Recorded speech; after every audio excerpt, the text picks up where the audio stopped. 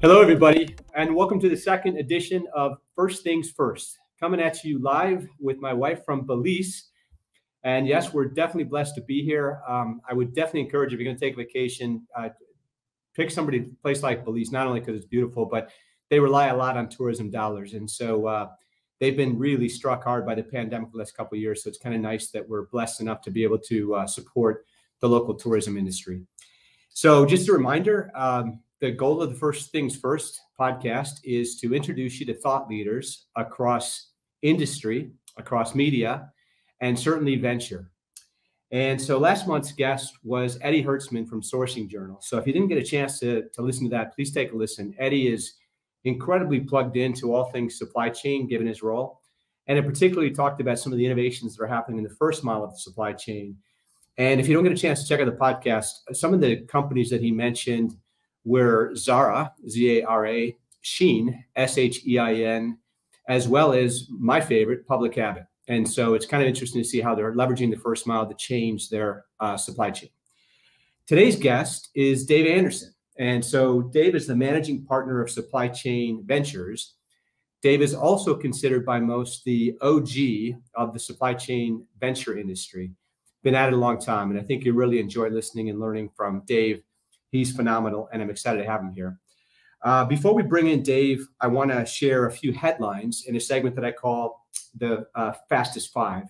And before I do that, just a quick reminder that we support the Let's Talk Supply Chain Diversity Pledge. And so if we see your name on there, we're going to pick a name randomly, and then we'll donate on your behalf to that diversity pledge. And happy to announce last week's winner, which was Carrie Dittman. So shout out to Carrie. Okay, so let's get started. Today's topic is logistics as a service. And I, in my version of the truth, it was first introduced by Amazon. And they had a simple notion. Jeff Bezos said, I'm going to be customer obsessed. And what he meant by that was, let's make sure that we make it as easy as possible and as delightful as possible for our customers to buy our product, and then they'll buy more. And obviously it's worked. They are now a behemoth, specifically to logistics. They patented something called one-click ordering. And the notion then, and now it's common, it's on every website because their patent expired, but the notion was simply that if I can store your payment information and your shipping information, I'm going to make it much easier for you to purchase your products. And so that was the big notion, and that's exactly what happened. It just became so simple. You kind of thought, why not? You didn't have to re-enter any data. You didn't have to go to a store. And so that's kind of how Amazon grew. I want to give you a couple other examples. So first of all, a shout out to Karen Robes Meeks of JOC. Karen wrote a great article about Wayfair. And Wayfair, for those of you who don't know, is kind of a online darling and has been for some time. They mostly sell furniture, but all things home furnishings. And here's a quote from their CEO, Niraj Shah. Niraj said, if you don't control logistics, you don't control customer service. And I couldn't agree with him more. Now, what I found interesting about this article is Wayfair has really taken that to an extreme. They've actually created an in-house forwarding service, which I've never heard of before. And the name of that in-house forwarding service is called Castlegate. And so the idea with Castlegate is that Castlegate will know, obviously, Wayfair better than anybody else. But not only will Castlegate support Wayfair, they'll also support their 20,000 suppliers. So collectively, they can negotiate better, they can get better service, they can use more diverse carriers, they can do lots and lots of things because they've actually built an in-house forwarder. So I thought that was super interesting, and certainly one way to tackle in-house logistics. Another example, a shout out to Lydia of Wall Street Journal. She writes about how Target is using their entire network to basically do fulfillment online. And so when I say entire network, they've got about 45 million square feet of distribution space. And so they're reconfiguring that network with specific fulfillment centers. They're turning their stores into fulfillment centers. All of those DCs will be able to do fulfillment. And so the basic idea is that when you and I order something online from Target, it'll quickly search all of that 45 million square feet, find the best place to fulfill from, and all of those centers will be able to fulfill directly. So they expect to invest somewhere between $4 to $5 billion a year on that initiative for the next 5 years. All right, so there's logistics as a service. And now I'd like to welcome Dave Anderson. And here comes Dave. Dave, welcome to the show. Hey, Rob. Thanks for being here, Dave. Dave, I thought we would start. I've done a lot of research on you, and you've got a pretty fascinating background. And so I was hoping that you could maybe share with the listeners on the podcast two things. One is your background, and then two is how did you get started in doing supply chain investments? Sure. Background is 50 years, more than 50 years in the supply chain business, which is a long time and does date me here, doesn't it? Makes me an OG, which I thought when you first said I was going to be an OG, I thought it was old guy. So, original gangster. Yeah, I know. Now I know. But I spent 35 years as a global IT, supply chain, strategy consultant, retired from Accenture 2001, and has been since then, and about 6 months after it, my wife asked me, what are you going to do with the rest of your life? I know you're still pretty young, and that was good, 20 plus years ago now. And I said, well, I'm going to be a venture capitalist. So, years later, and I did develop a good network in the VC community when I was at Accenture. Made some good investments there with our we had a fund, a partner fund called Accenture Technology Ventures, and made some money for my partners as well, and said, gee, I'm pretty good at this. And then I said, I'm going to do this in my next iteration in life. And so, here we are, many years later, and been chastened in many cases by going to be brilliant and didn't, and also done pretty well in a lot of other of our investments. Well, let's talk about that. Maybe just to play off that last comment. Maybe talk about one of your biggest successes. I know I can think of one for sure, but you probably had lots of them. And then maybe think about something that didn't go so well, and maybe some insight as to why you think that investment didn't turn out as planned. Sure. I think it's hard to pick a huge winner. I mean, one of our first winners was Kiva Robotics, which sold for $700 million to Amazon. Wow! Years ago,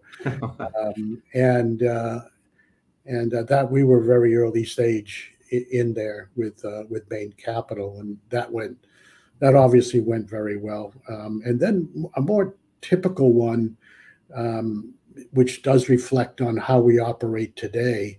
We're more of a hybrid fund. We do early and late stage deals. So the Lamasoft, which we were very early investors in, Don Hicks' company, and about 6 years ago, private equity guys approached us, TPG, and said, "Hey, what are you going to do with that thing? It's almost $100 million in revenue. It's sitting in your portfolio." And I go, "Aren't you going to let it go one of these days, Dave?" And I said, "Well, make me an offer."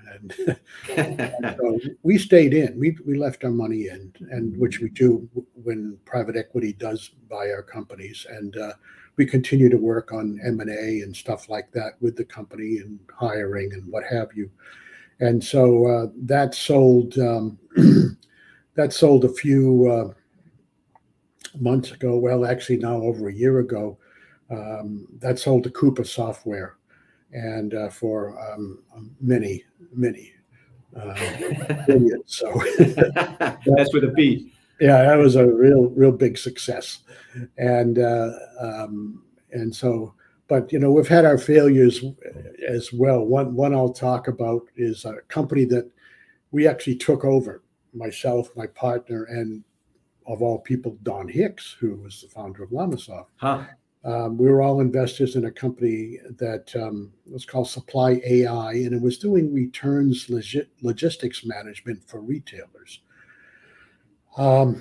We liked it a lot, and because you had this proliferation of retailers, a lot of your customers, I might add, Rob, that were buying stuff from China, and then getting it to the customer, and then the customer didn't like it, and they were saying, "I don't want this thing," and call up the retailer and say, "What are you going to do for me? What are you going to do? How are you going to?"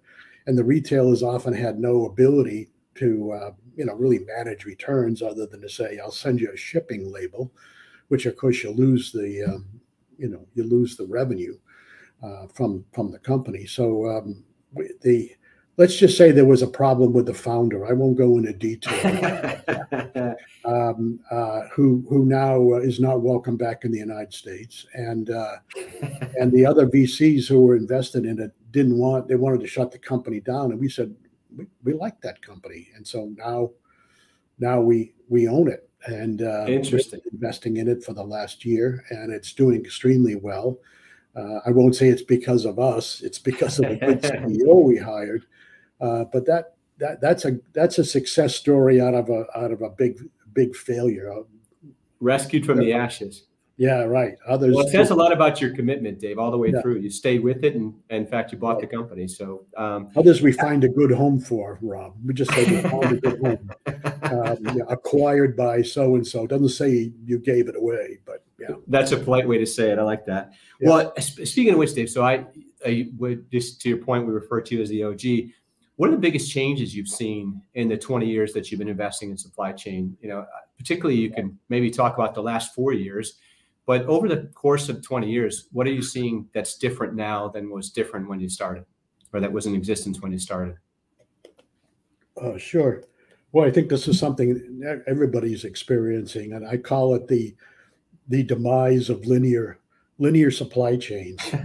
and I think everybody grew up in the era, and unless you were born a few years ago, grown up in the era of when a supplier sent materials to a manufacturer. The manufacturer made it, put it in its warehouse, then shipped it to maybe a retailer, who then shipped it to a store, in which a consumer came in and bought the product. Amazing, right? That's the way this supply chains existed for centuries.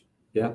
And over the last 5 or 6 years, the whole world of omnichannel has really blown up that model. And I don't care whether you're a manufacturer, a supplier, a retailer, a store, you're all faced with omni-channel challenges, because what we've moved into is a world of what I call ship anything from anywhere, right? And it's like, okay, instead of getting that product, just like Mercado, instead of getting that product from a store, I go online and I had this retailer selling it, and that retailer ships it to me from some far off place, right? Sure.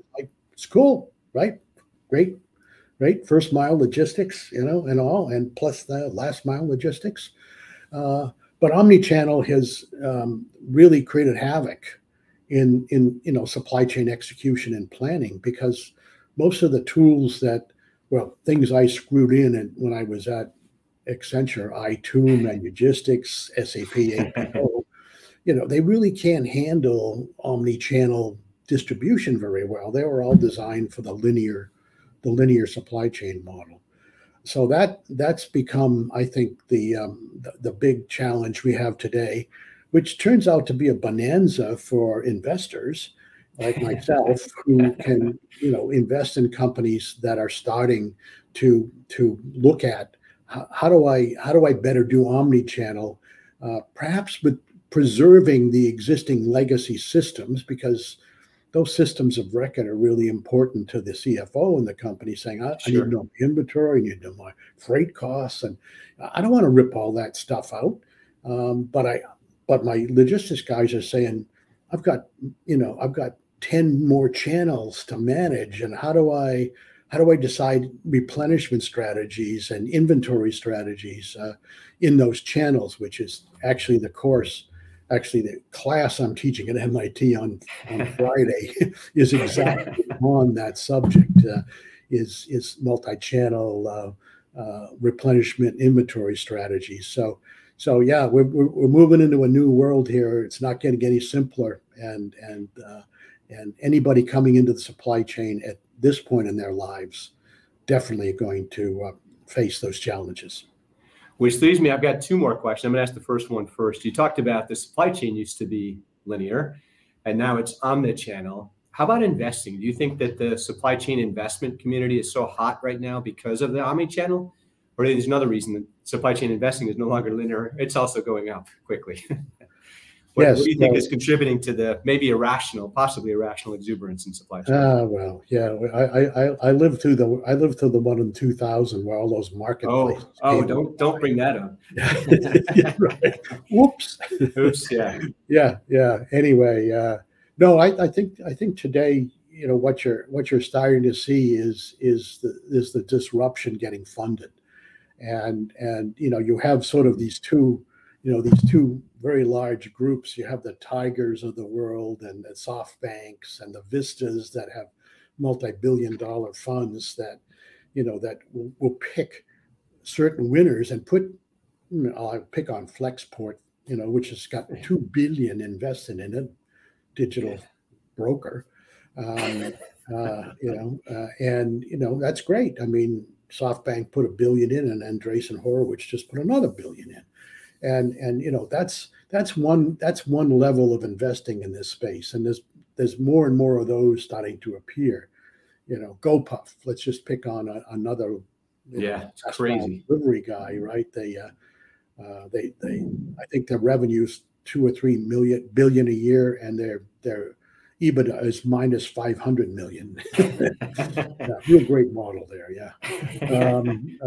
Anyway. But then there's guys like us who are smaller. We're more the finders and minders in the world.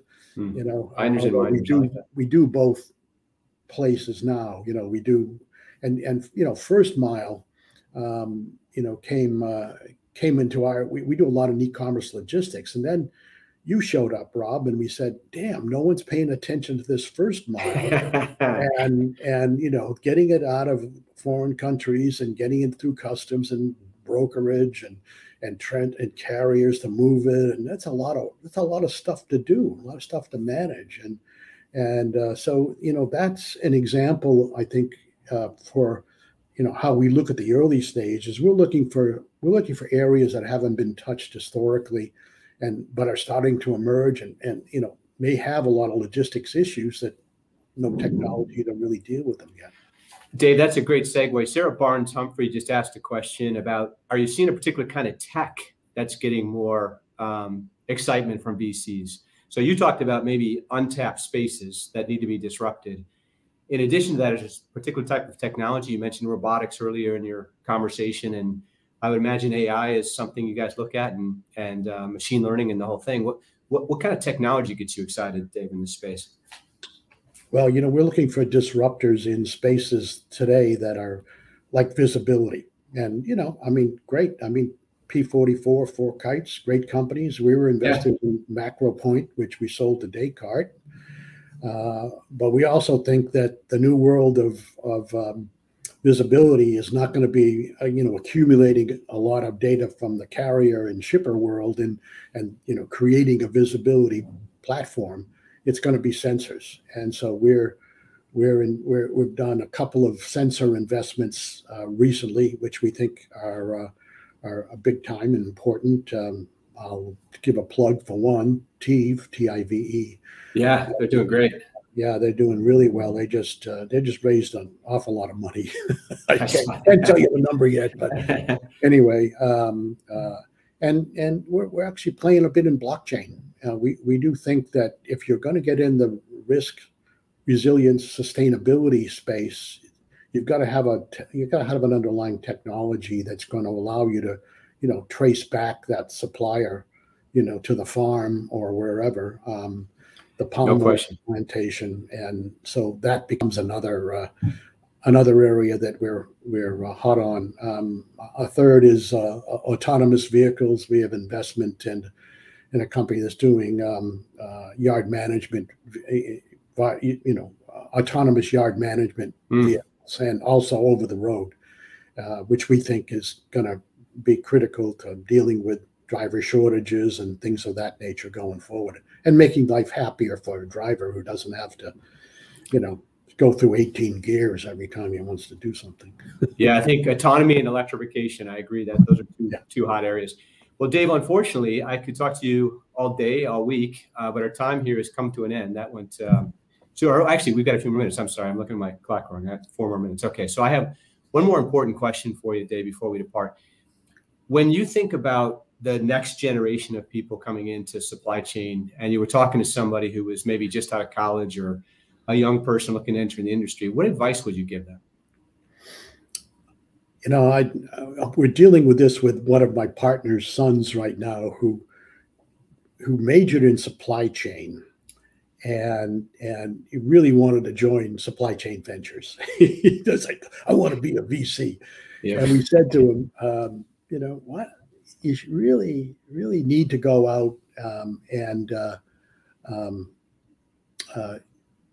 get some experience, right? You need some experience. I never had a lot of operational experience. Mine was in IT and strategy, but my partner Dan ran big warehousing and fleet operations for large companies. And if you want to be in, I think it's important to go to get bottom line experience in transportation and warehousing. If you want to be anything else in supply chain, I don't care whether you want to be a chief supply chain officer someday, you want to be an investor, you want to found your own supply chain startup, please, spend a couple of years in like the Pepsi organization, running Fritos, Southwest facilities, and doing C-store level replenishment stuff, which is really pretty exotic things to do, and do something like that where you get a real feel of what it's like to work with real people in that environment, so that when you want to be an investor or a founder, you understand that it isn't all about software. It isn't all about raising money. A lot of it's about your knowledge of the space and being able to do it. And truthfully, I get a lot of young people that come to me, with startup ideas, especially in digital freight networks. They come, they say, Dave, we're going to revolutionize freight brokerage. And, and I say, do you ever work in the business? I say, tell me how many transactions, how many steps there are in a typical freight transaction. They have no idea. Yeah. I say, well, I'm just going to throw a number out. I say, probably minimum 18. From when you tender the freight to when you pay the carrier. I mean, there's right. 18 steps. And if you don't understand all that, how are you going to build a network, a platform to digitize it? Oh, well, we know all about technology. Well, congratulations, and even I'll even go back to Flexport and say, if you look carefully, Flexport still has a lot of people in the back room with a phone on each ear. So we'll leave it at that. Yeah, well said. And Dave, thanks for that. I think that's great advice. It's interesting for me to see the supply chain having gone from something nobody even knew existed to suddenly becoming a hot space that people actually wanted to enter into the profession. So I loved your approach. Learn it first, and then maybe see if you can innovate it. So last question, Dave, before we were live here, you talked a little bit about the fact that there's clearly some dark clouds coming ahead. And I just didn't know if you wanted to touch on that at the end a little bit here in terms of what you're sort of forecasting, given all the events in the world. And I'm going to talk a little bit about this in my last segment, but just love to get your perspective, Dave, on how you think people should respond right now, given the fact that there may be some dark clouds on the horizon. Right. Well, thanks. Thanks for depressing us all here. Well, I have to teach another class at MIT after this podcast, and it originally was on supply chain financing, and I got a call from the professor and said the kids all want to talk about how bad Ukraine and the invasion of Ukraine is relative to COVID for supply chains, and could you spend some time on that as part of what you're going to do today? Yeah. And it's I haven't. We all still have the shovels out there digging into supply chains to see what the impacts are going to be. But you start to talk about raw materials like lithium and purified neon gas, right? And palladium, all come out of the leading producers of those are Ukraine and Russia, and it's and because purified neon gas and palladium are used extensively in semiconductors. So the impacts we saw in COVID. One of my stories today is going to be they may be chump change compared to what these next impacts are going to be on global supply chains. Things we saw in COVID are going to be accelerated even more with more shortages, and I think we're going to have a real recession as opposed to one we created ourselves as a result of a lot of this. So I'm not hopeful, but I'm also trying to. I'm trying to keep a positive attitude and donate money to Ukrainian relief to help all those millions of refugees. Please, everybody. And Dave, I'm gonna pray to a quick end to this conflict on that note. So, Dave, thanks again for joining us. I really appreciate you and all that you do, and hope the audience really enjoyed getting to listen to you as well. And good luck with your students at MIT. Sounds like fun. Yeah, right. Cheers, guys. Okay, so I'm going to conclude this session here. Hopefully everybody enjoyed talking to Dave as much as I do. Dave is an investor in my company, and he's become a good friend, and I've always learned a lot from Dave. Hopefully you did as well. So I just want to give my closing thoughts, kind of in that same vein as what Dave was talking about. So the last 4 years have been extremely tumultuous, and that's to say the least. And so, as Dave mentioned, we've had trade wars, we've had tariffs, we've had a pandemic, and now, when we just think we're recovering from that, there's a whole bunch of other bumps down the road. So unfortunately, it doesn't appear that the shocks are ending anytime soon. So my word of the day in closing is resiliency. And the way I describe resiliency in supply chain terms, very simply, is taking stock of anything that's external that could impact your supply chain, like raw materials, like price increases, and taking the steps to at least ensure there's a plan B, or that you have something in the backup. And I'm going to give you a few examples here in closing. So let's just say, for example, what would you do if your ocean carrier or your forwarder, if their system shut down and you have any visibility to the goods that were being transported? What would you do? So I'm going to give you an example. Shout out to the Stack for their in-depth analysis of the impact of a cyber attack that just happened 2 weeks ago to a freight forwarder called Expeditors. It's a $16.5 billion company. And literally when that cyber attack hit, for 8 days, their thousands, maybe even tens of thousands of customers were lights out for that entire period of time. And even to this day, I think we're now on day 14, they're still suffering. Just an example of the type of things that are happening with regularity and could get even worse that Dave was mentioning, that you just got to think about and try to plan for to the extent you can. Also want to give a shout out to Paul Page. Paul Page authors something called the Logistics Report for the Wall Street Journal. And he publishes it once a week. And it's, in my opinion, a must read. I read it every week without fail. I think he's an excellent writer. And he gives you some really deep insights into all the different world events. So oil and wheat and everything in between. So what happens if we can't get wheat? Food prices go up. Wheat's central to everything we do. And so that's a key one. And then also think about, if this thing does go into extended time, this crisis, we could be entering into, and shout out to Craig Fuller of Freightways, we could be entering into a new Cold War, which means East gets divided from West. And what does that do to your supply chain? So I'm not saying any of this to bum anybody out, certainly. Just as supply chain professionals, it's our job to think about things that could go wrong and plan for them as best we can, and put plans in place as best we can to deal with those sort of eventualities. And they are definitely eventualities. These aren't things that we're making up. These are things that are real and here today.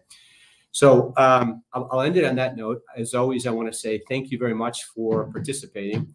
If you want to drop me a line, I'm at Rob Garrison at mercadolabs.com. Our website is mercadolabs.com. And I also want to end by wishing everybody on this audience happy International Women's Day. Today is International Women's Day, for those who don't know.